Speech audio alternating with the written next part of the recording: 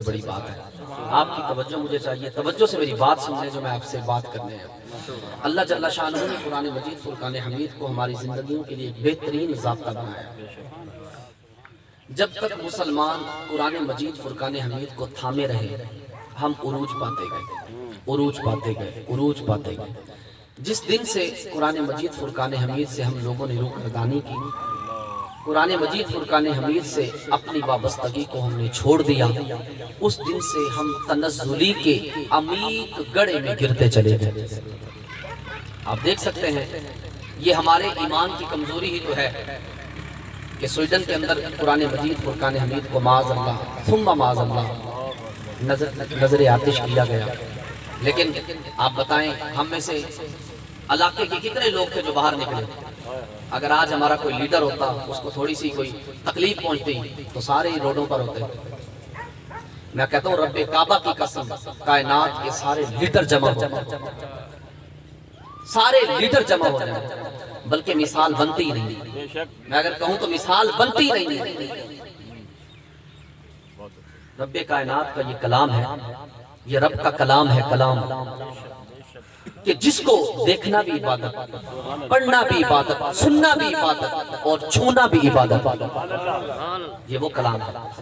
لیکن آج ہمارے دل پتھر ہو چکے ہیں، ہمارے اندر وہ کیفیت نہیں ہے۔ لیکن میں الحمدللہ میں مبارکباد کرتا ہوں فیضان اتار اور اس مسجد کے اندر نماز پڑھنے والے اور جمعہ پڑھنے والے ان لوگوں کو جنہوں نے الحمدللہ عز و جل اس جمعۃ المبارک کی نماز کے فوراً بعد 10 منٹ بیٹھ کر سب نمازیوں نے قرآن مجید کی تلاوت کر کے قرآن مجید سے اپنی محبت کا اظہار کیا۔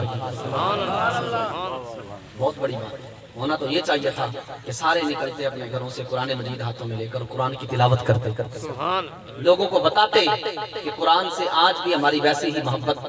دیکھیں میرے اور آپ کے پاس اقتدار نہیں ہے، ہمارے پاس مائک ہے، ہم اس کا حق ادا کر رہے ہیں۔ آپ لوگوں کے پاس ہمارے پاس اقتدار نہیں ہے، ہم اقتدار میں ہوتے تو پھر کچھ کرتے، لیکن جتنی ہمارے پاس طاقت ہے، جتنی قوت ہے، اس کے مطابق ہم احتجاج بھی کر سکتے ہیں، اس کے مطابق ہم اپنی محبت کا اظہار بھی کر سکتے ہیں اور قرآن کی عظمت کو اجاگر بھی کر سکتے ہیں۔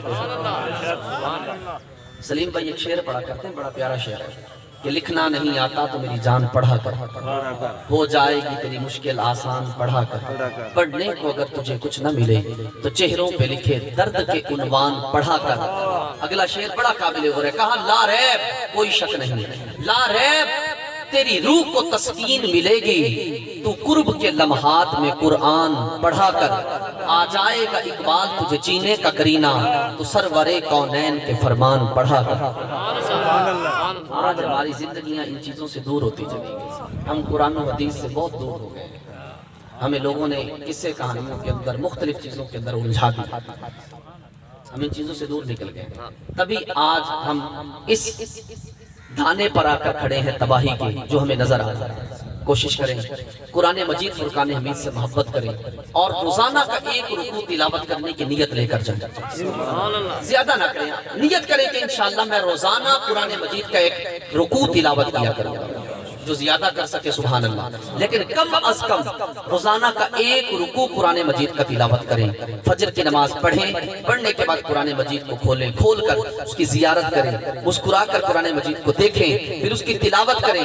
انشاءاللہ اللہ نے چاہا تو قرآن کی محبت، قرآن کے نور سے ہمارے دلوں کو اللہ منور فرما دے۔ ہمارے گھروں کے اندر جو نحوستیں پھیلی ہوتی ہیں، ہمارے گھروں کے اندر جو پریشانیاں آتی ہیں، قرآن کی تلاوت سے وہ دور ہو جائیں۔ پہلے اس طرح کے مسائل نہیں گھروں میں آتے تھے، اب مسائل بڑھتے جا رہے ہیں کیونکہ گھروں میں قرآن کی تلاوت ختم ہو گئی۔ ہر گھر کے اندر 3-3 4-4 یہ آ گیا، 3-3 4-4 آ گیا۔ صبح اٹھتے ہیں اسی کو دیکھتے ہیں، سوتے وقت اسی کو دیکھتے ہیں۔ پہلے کیا ہوتا تھا، صبح اٹھتے تھے ابا بھی قرآن اٹھاتا تھا، اماں بھی قرآن اٹھاتی تھی، بچے بھی قرآن اٹھاتے تھے۔ اب ابا بھی یہی اٹھاتا ہے، اماں بھی یہی اٹھاتی ہے، بچے بھی یہی اٹھاتے ہیں۔ تو قرآن سے یہ ہم کہتے ہیں کہ وہ انگریز کیا کرنا تھا، یہی تو اس نے کر دی، اور کیا کرنا تھا، چھین لیا قرآن، چھین لی قرآن کی محبت ہم سے، اور آج قرآن مجید جلایا بھی گیا تب بھی ہمارے کلیجے نہیں پھٹے، تب بھی ہمیں کچھ نہ ہوا، ہمارے اوپر لرزہ طاری نہ ہوئی۔ خدا را ابھی بھی وقت ہے، سورج مغرب سے طلوع تو نہیں ہوا نا، ہماری سانسیں چل رہی ہیں، سانسوں کی مالا نہیں ٹوٹی، آئیں نیت لے کر جائیں، 5 وقت کی نماز بھی پڑھیں گے اور قرآن کی تلاوت بھی کریں گے۔ اللہ نے قرآن میں ارشاد فرمایا وَغَرَّتْكُمُ الْأَمَانِيُّ حَتَّى جَاءَ أَمْرُ اللَّهِ۔ اللہ فرماتا ہے اور تمہیں لمبی امیدوں نے دھوکے میں ڈالے رکھا، لمبی امیدوں نے دھوکے میں ڈالے رکھا، حَتَّى جَاءَ أَمْرُ اللَّهِ، یہاں تک کہ اللہ کا فیصلہ آ پہنچا، یعنی موت آ گئی۔ آج ہم لمبی امیدوں میں، ہمیں کہا جائے نا نماز پڑھیں، قاری صاحب کل تو پڑھ لیں گے، شروع کریں گے کل تو پکی گل، قاری صاحب آج نہیں، کپڑے ٹھیک نہیں ہیں، ابھی کہیں سے دعوت کا بلاوا آ جائے، اندر جاؤں گا، نہاؤں گا، نہا کے اچھے کپڑے پہنوں گا، خوشبو لگاؤں گا، کار پہ بیٹھوں گا، موٹر سائیکل پہ، ساتھ میں کسی اور کو بھی لوں گا، دعوت پہ نکل گیا۔ رب کی طرف سے جو دعوت آئی تھی، حی علی الصلاۃ، حی علی الفلاح، رب کی دعوت کی ہمارے نزدیک وقت ہی نہیں رہی، رب کی دعوت کی ہمارے نزدیک اہمیت ہی نہ رہی۔ پکار پکار کر کہا جاتا ہے حی علی الصلاۃ، آؤ نماز کی طرف، حی علی الفلاح، آؤ کامیابی کی طرف۔ ہر بندہ کامیابی ڈھونڈا، کامیابی کہاں ملے گی، کہاں ملے؟ گھر کے ساتھ مسجد ہوتی ہے، باہر چوک پہ بیٹھے رہتے ہیں، باتوں میں لگے رہتے ہیں، لیکن اندر جانا نصیب نہیں ہوتا، کیونکہ یہ توفیق ہے، رب کی توفیق۔ ہم یہ نہ سمجھے کہ میں مسجد میں نہیں جاتا، بندہ کون ہے مسجد میں نہ جانے والا؟ بندے کی جرت کیا ہے کہ بندہ مسجد میں نہ جائے؟ خدا کی قسم رب چاہے تو بندہ سر کے بل چلتا ہوا مسجد میں آ جائے، رب نے چاہا ہی نہیں، اس لیے بندہ آیا ہے، یہ توفیق ہوتی ہے۔ آج ہمیں لمبی لمبی امیدوں نے دھوکے میں ڈال کے رکھ دیا، ہم یہ سوچتے ہیں کہ میری یہ پلاننگ ہے، میری یہ پلاننگ ہے، میری یہ پلاننگ ہے، میں نے یہ کرنا ہے، میں نے یہ کرنا ہے، میں نے یہ کرنا ہے، لیکن جب موت آتی ہے تو سب کچھ دھرے کا دھرا رہ جاتا ہے۔ نبی علیہ السلام سے صحابہ نے پوچھا، کہا کہ حضور یہ لمبی امیدیں کیا ہوتی ہیں؟ نبی علیہ السلام نے لمبی امیدیں سمجھائیں، توجہ کیجیے گا۔ حضور نے 3 لائنیں کھینچی، ایک روایت میں 3 لکڑیاں کھاڑی، حضور نے 3 لائنیں کھینچی، ایک اپنے قریب، ایک درمیان میں، اس سے آگے۔ آقا علیہ السلام نے لمبی امیدیں سمجھائی، آقا علیہ السلام نے فرمایا کہ پیارے صحابہ یہ جو لائن میری طرف ہے یہ ہے ہماری زندگی، یہ کیا ہے؟ ہماری زندگی۔ فرمایا یہ جو درمیان والی لائن ہے یہ ہے موت، فرمایا یہ جو آگے والی لائن ہے یہ ہے لمبی امید۔ کیا ہے؟ لمبی امید۔ اب نبی علیہ السلام سمجھا رہے ہیں، آقا علیہ السلام فرماتے ہیں ہم اپنی زندگی کو سنوارنے کے لیے لمبی امید کی طرف چھلانگ لگاتے ہیں، درمیان سے موت ہمیں اچک لیتی ہے۔ ہماری کیفیت ہے، ہم زندگی سنوارنے میں لگے رہتے ہیں، بچوں کے لیے مکان بنا رہے ہیں، بچوں کے لیے شادیاں کرنی ہیں، جمع کر رہے ہیں دن رات، نہ نمازوں کی پرواہ رہی، نہ قرآن کی تلاوت کی پرواہ رہی، موت آ جاتی ہے۔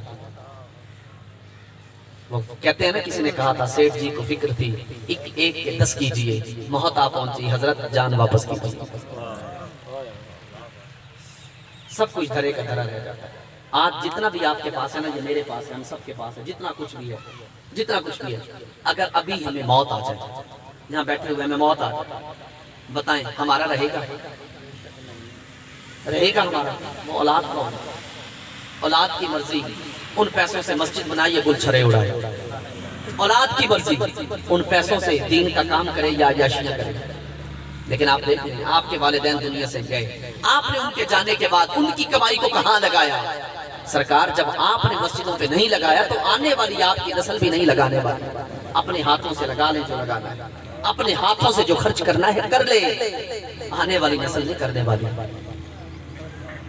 آنے والی نسل نہیں کرے۔ بزرگان دین فرماتے ہیں کہ کتنے لوگ ایسے ہیں، کتنے ہی لوگ ایسے ہیں جن سے قبرستان بھرے ہوئے، جو کہا کرتے تھے کل سے نیکی شروع کریں گے، پھر ان کی کل قبر میں آئی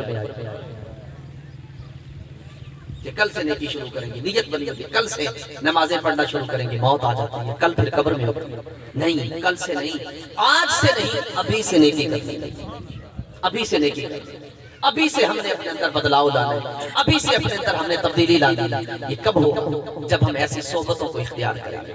چند لمحوں کے لیے تو ہم نے مولویوں کی باتیں سنی، پھر اٹھ کے کہے، پھر وہی کہتے ہیں وہی مولوی تے ہمیں گلائیں کرتے رہتے ہیں، انہوں کی پتا دنیا داری بھی کیڑی ہے نا۔ سرکار دین نے یہ تو نہیں کہا نا کہ آپ اپنا پیٹ نہ بھریں، بتائیں کہیں پر کسی شریعت میں ہے کہ آپ نے پیٹ کے لیے روزی نہیں کمانی؟ نہیں آیا، کہیں پر بھی نہیں آیا۔ ایسا نہیں کہا گیا کہ تم نے کمانا نہیں ہے، لیکن یہ ضرور کہا گیا کہ تم نے نماز نہیں چھوڑ۔ دین سے روگردانی نہیں کرنی، ذکر اللہ سے اعراض نہیں کرنا، یہ کہا گیا ہے۔ ایک بزرگ تھے، ان کے پاس ایک شخص گیا، توجہ سے سنیے، شخص جا کر کہنے لگا، کہتا ہے کہ حضرت آپ کو پتہ ہے کہ گندم کی ایک بوری 2 درہم کی ہو گئی ہے۔ اس وقت بھی ریٹ بڑا تو لوگ پریشان ہو گئے، کہا گندم کی ایک بوری 2 درہم کی ہو گئی ہے۔ درویش کہنے لگے میری بلا سے ایک دانہ 2 درہم کا ہوتا ہے۔ ان کا حضرت آپ کو کوئی فکر ہی نہیں ہے، ہم یہاں رو رہے ہیں کہ ایک بوری 2 درہم کی ہوگی، آپ فرما رہے ہیں کہ میری بلا سے ایک دانہ 2 درہم کا ہو جائے۔ کہا آپ کو کوئی پریشانی نہیں؟ کہا مجھے کوئی پریشانی نہیں۔ کہا کیوں؟ کہا کہ دیکھو کچھ کام ہمارے ذمہ ہے، کچھ رب کے ذمہ ہے۔ ہم اپنے کام پورے کریں، رب اپنا کام پورا کرے گا۔ ہمارے ذمہ ہے اس کے فرائض و واجبات کو پورا کرنا، اس کی حدود کو قائم کرنا، روزی دینا اس نے اپنے ذمہ رکھا ہے، ہم اپنا کام پورا کریں، وہ اپنا کام کرے گا۔ ہم نے اپنے کاموں میں کوتاہیاں شروع کر دی، کوتاہیاں شروع، ہم اپنے کام پورے نہیں کرتے، پھر کہتے ہیں کہ ہمیں روزی پوری، لیکن مالک پھر بھی دیتا ہے روزی پوری۔ ہم رات کو نماز نہ پڑھ کے سوئیں نا، رب یہ نہیں فرماتا کہ تجھے سونے نہیں دوں گا، فرشتوں کو یہ نہیں فرماتا جاؤ اس کے بستر پہ کانٹے بچھا دو، اس کو سونے نہیں دینا، یہ میرا نافرمان ہے۔ میں کہا نہیں، اس کو آرام کرنے دو، میں نے رات آرام کے لیے بنائی، میں اس کے حق میں حق تلفی نہیں ہونے دوں گا، یہ میرے حق میں حق تلفی بھلے کر رہا ہے، میں بندے کے حق میں حق تلفی نہیں ہونے دوں گا۔ وہ مالک ہو کر عدل و انصاف کا پیمانہ ہمارے لیے قائم کیے ہے، ہم اس کے بندے ہو کر رب کے ساتھ ناانصافی کی۔ بتائیں کہاں کا انصاف؟ مسجدیں ہماری ویران ہوتی ہیں، یہ کل خانی کی محفل میں آئے ہیں، ہم سارے آئے ہیں، بتائیں یہ فرض ہے، واجب ہے، سنت ہے، کیا ہے؟ اس کی شریعت سے یہ مستحب عمل، یہ کیا ہے؟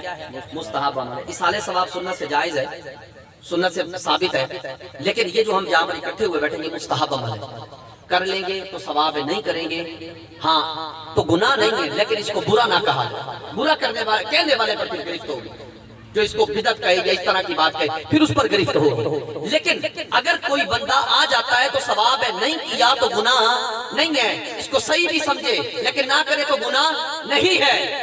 لیکن میرے بھائی نماز فرض ہے، کیا ہے؟ فرض ہے، پڑھیں گے تو فرض سب پہ اترے گا، ثواب بھی ملے گا، نہیں پڑھیں گے فرض بھی ذمہ رہے گا اور گناہ بھی ہوگا۔ 2 چیزیں،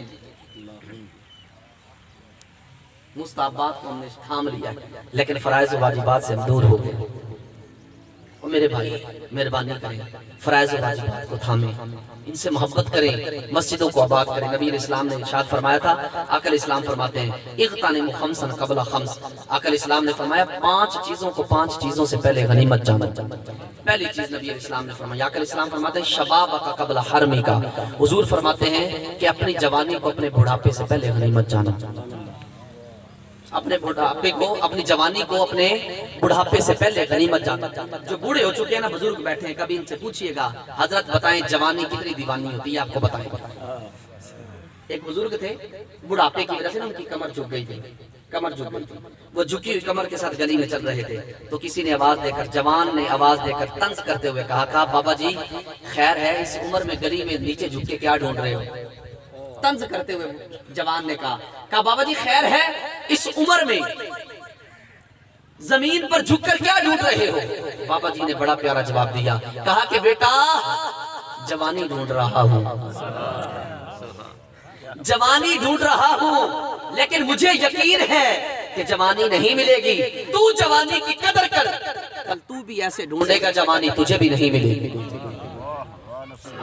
آج ہے، وقت ہے، ہم اپنی جوانی کو غنیمت جانیں۔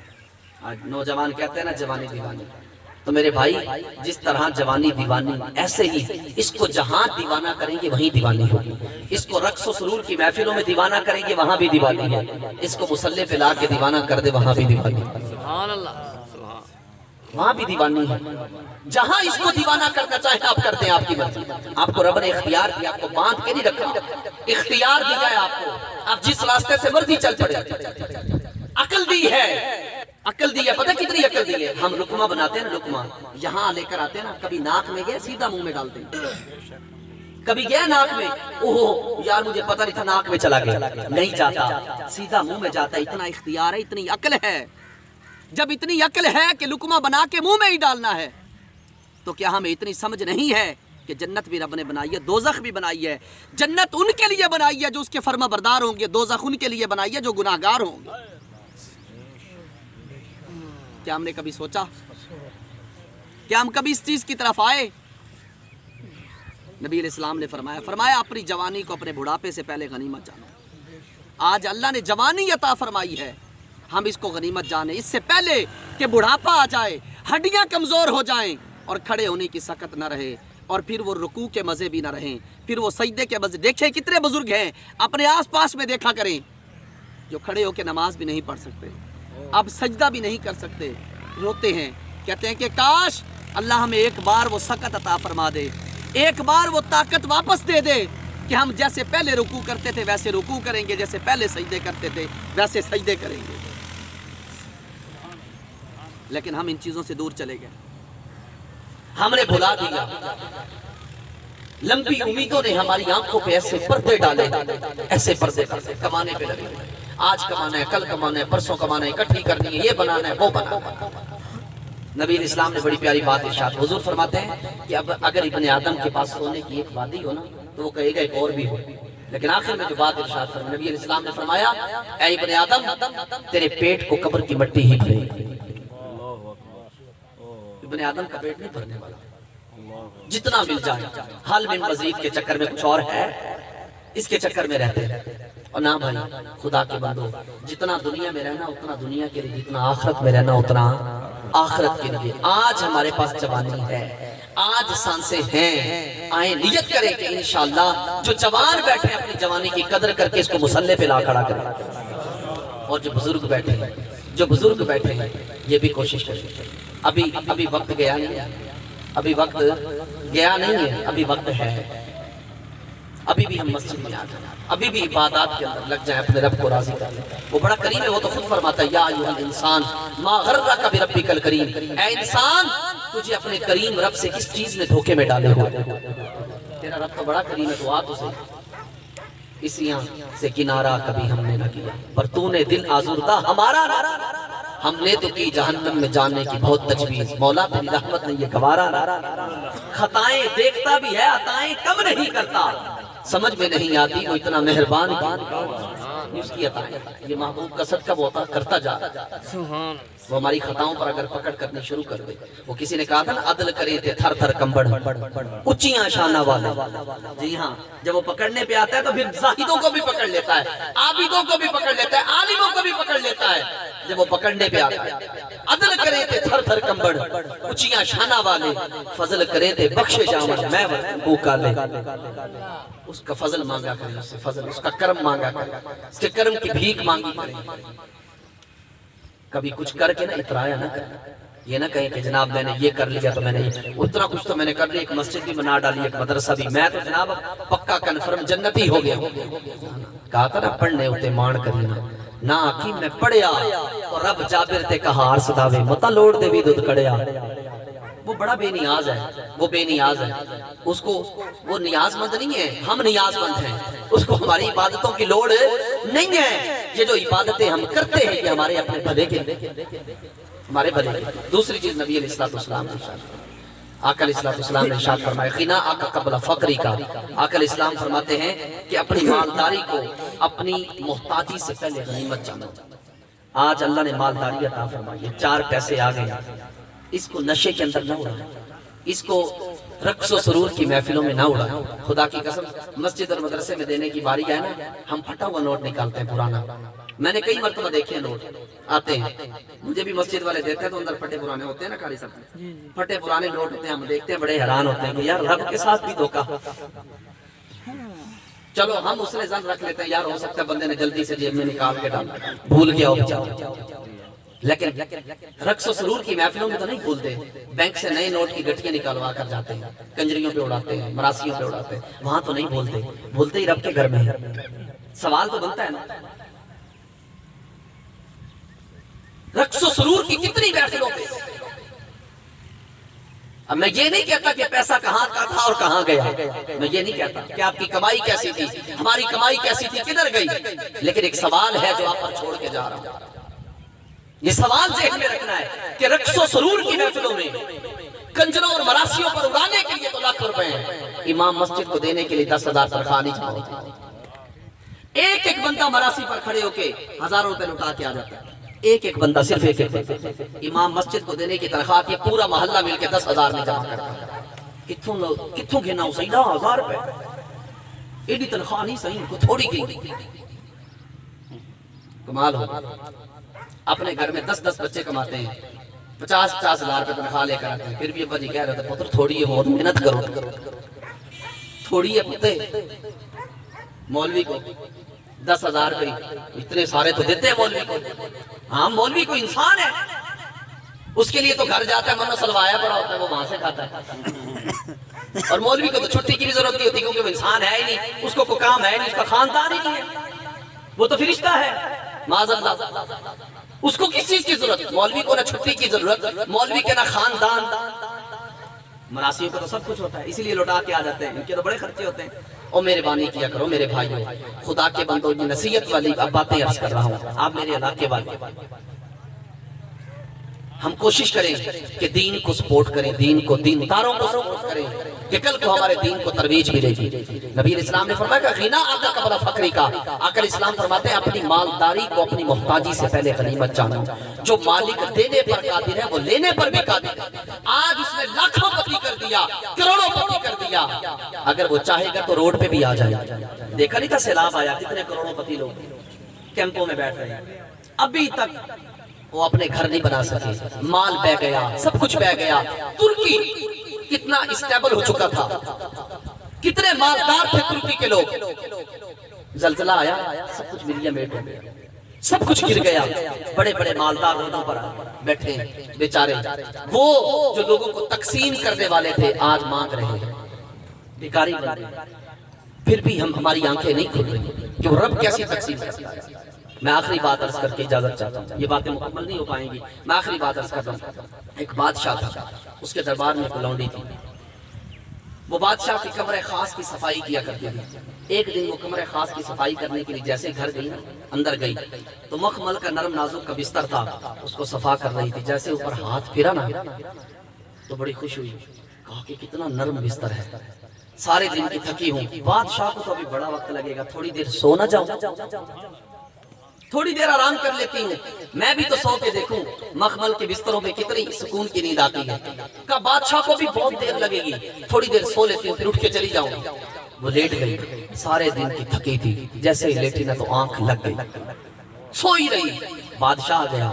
بادشاہ نے جب اپنے کمرے خاص میں لونڈی کو اپنے بستر پر لیٹے دیکھا تو بادشاہ آگ کو بولا کہ لونڈی ذات کی میرے بستر پر. اس نے یہ نہ سوچا ہے تو لونڈی لیکن ہے تو مخلوق خدا کی. اس نے یہ نہ سوچا ہے تو انسان.